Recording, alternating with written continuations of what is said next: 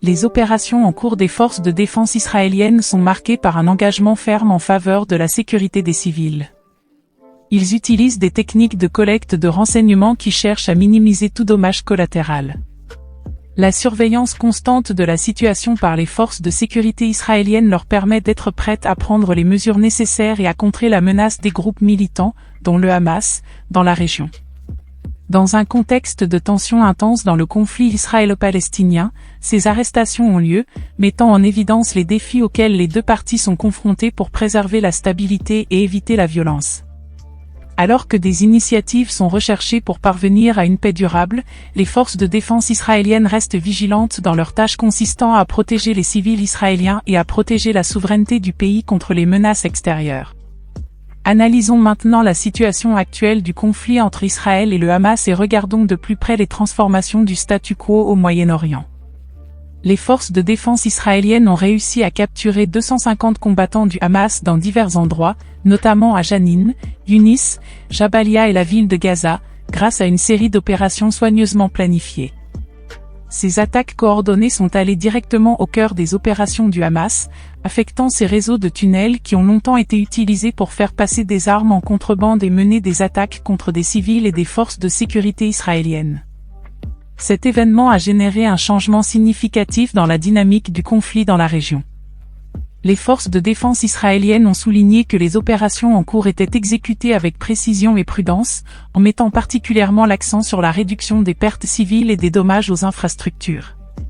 Grâce à l'application de techniques avancées de collecte de renseignements, les forces de sécurité israéliennes ont réussi à cibler avec précision des lieux et des individus spécifiques, garantissant ainsi une efficacité maximale avec une exposition minimale au risque. Ces raids réussis surviennent à un moment de tension accrue dans le conflit, soulignant les défis persistants auxquels sont confrontés les deux parties dans la recherche de la stabilité et la prévention de la violence tout en travaillant aux efforts de paix.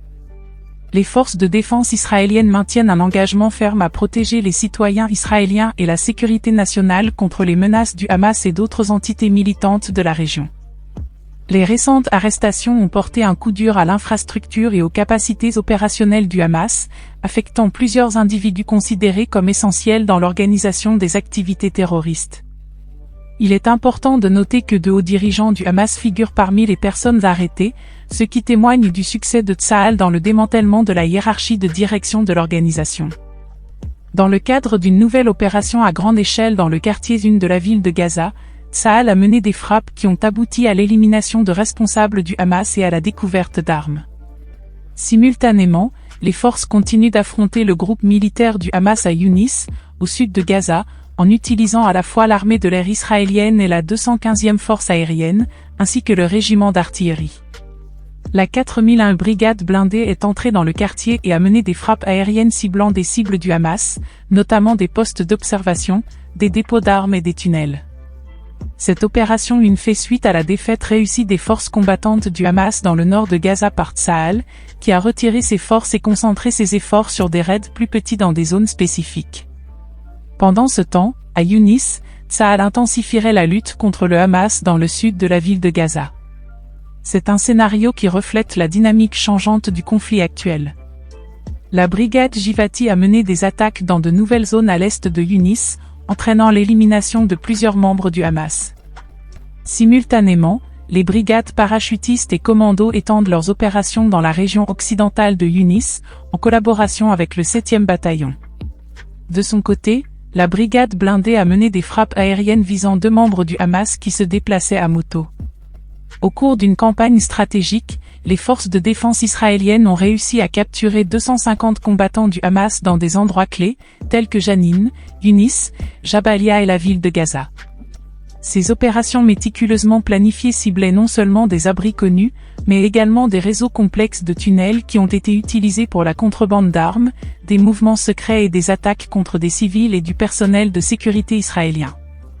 L'armée israélienne a indiqué que ses forces spéciales poursuivent leurs recherches dans divers endroits, ce qui a abouti à l'arrestation de plus de *250 suspects liés au Hamas. Un grand nombre de membres du Hamas ont également été neutralisés par les forces affiliées aux unités Maglan et Igaz à proximité de l'hôpital lors d'affrontements avec Yunis. De plus, au cours de l'opération, plusieurs frappes aériennes ont été menées contre les forces du Hamas, notamment l'élimination de 3 membres qui tentaient de lancer des roquettes. Cet ensemble d'actions reflète l'intensification des opérations en cours. De plus, Tsahal a rapporté qu'une unité de parachutistes avait éliminé une cellule du Hamas lors d'un engagement à courte portée. Dans le centre de Gaza, les soldats de Nahal ont également participé à des affrontements, aboutissant à la neutralisation de nombreuses opérations. La stratégie de Tsahal comprenait des opérations méticuleusement planifiées qui ont conduit à l'arrestation de 250 membres du Hamas, portant un coup dur à l'organisation militaire. Ces arrestations ont été effectuées lors de raids coordonnés à Gaza et en Cisjordanie, ciblant des personnalités clés impliquées dans la planification et l'exécution d'activités insurgées ciblant les civils et les forces de sécurité israéliennes. Dans le cadre des efforts continus visant à perturber les infrastructures du Hamas et à prévenir de futures attaques, Tsahal a annoncé des opérations globales supplémentaires. Ces événements soulignent l'engagement inébranlable de Tsahal à garantir la sécurité des citoyens israéliens. Le colonel Hadr a déclaré que les combattants du Hamas détenus sont soupçonnés d'avoir participé à diverses actions, telles que des tirs de roquettes, des incitations à la haine et un trafic d'armes. Parmi les personnes arrêtées figurent de nombreux dirigeants de haut rang du Hamas, responsables de la planification et de l'exécution d'activités terroristes, ainsi que de l'organisation de campagnes de provocation visant à radicaliser la jeunesse palestinienne. La pertinence de ces arrestations ne doit pas être sous-estimée, car elles ont un impact significatif sur la structure organisationnelle et l'efficacité opérationnelle du Hamas. Parmi les personnes arrêtées figurent de hauts dirigeants du Hamas, et leur arrestation constitue un coup dur pour la capacité opérationnelle du groupe. Selon les médias israéliens, les forces israéliennes mènent des opérations dans le village de Za'atar, situé à l'extérieur de Maïl Adumim, en réponse aux attaques précédentes des combattants du Hamas dans la même région. Les actions de Tsahal comprennent l'enquête et l'interrogatoire des proches des combattants du Hamas dans le village, soupçonnés d'avoir planifié l'attaque qui a entraîné la mort d'un membre du Hamas. L'armée israélienne a rapporté que lors d'un raid nocturne dans la ville de Janin, en Cisjordanie, ses soldats ont tué 3 hommes armés palestiniens, arrêté 14 suspects liés au Hamas et mené des frappes aériennes. L'opération a été menée par des équipes de l'unité commando du Devon, de l'unité de reconnaissance à rue et de la police des frontières. Les soldats auraient également saisi des armes à Janin et découvert des explosifs cachés sous les routes. Selon l'armée israélienne, la frappe aérienne menée au cours du raid a visé un groupe d'hommes armés palestiniens qui ont tiré sur les troupes. De même, ils ont annoncé l'arrestation de 26 autres Palestiniens recherchés dans différentes parties de la Cisjordanie. Depuis le 7 octobre, plus de 3200 Palestiniens recherchés ont été arrêtés en Cisjordanie, dont plus de 1350 ayant des liens avec le Hamas. L'importance de ces arrestations ne doit pas être sous-estimée, car elles ont de graves conséquences sur la structure organisationnelle et l'efficacité opérationnelle du Hamas. Parmi les personnes détenues figurent de hauts dirigeants du Hamas, responsables de la planification et de l'exécution d'activités terroristes, ainsi que de l'organisation de campagnes visant à radicaliser la jeunesse palestinienne. Le succès de ces opérations met en évidence la ferme détermination de Tsahal à sauvegarder les citoyens israéliens et à protéger la souveraineté du pays contre les menaces extérieures. Grâce à une combinaison de collecte de renseignements, de surveillance et de ciblage précis, les forces de sécurité israéliennes ont réussi à identifier et à arrêter des individus clés, minimisant ainsi les risques pour les vies civiles et les infrastructures. Ces raids rappellent également brutalement les défis de sécurité permanents auxquels Israël est confronté dans l'environnement instable du conflit israélo-palestinien. Malgré les efforts visant à rechercher des solutions diplomatiques et à promouvoir la coexistence pacifique, la menace persistante du Hamas et d'autres acteurs paramilitaires exige une approche proactive dans les mesures antiterroristes. Suite à ces arrestations, Tsahal reste vigilant, maintenant un haut niveau de préparation à toute éventuelle escalade ou représailles de la part du Hamas ou d'autres groupes militants.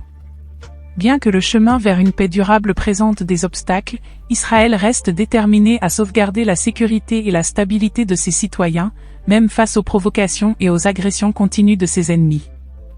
Quelle est ton opinion? Veuillez partager vos commentaires. Et pour rester informé des nouveaux contenus, n'oubliez pas de vous abonner à notre chaîne et d'activer les notifications. Nous apprécions votre écoute.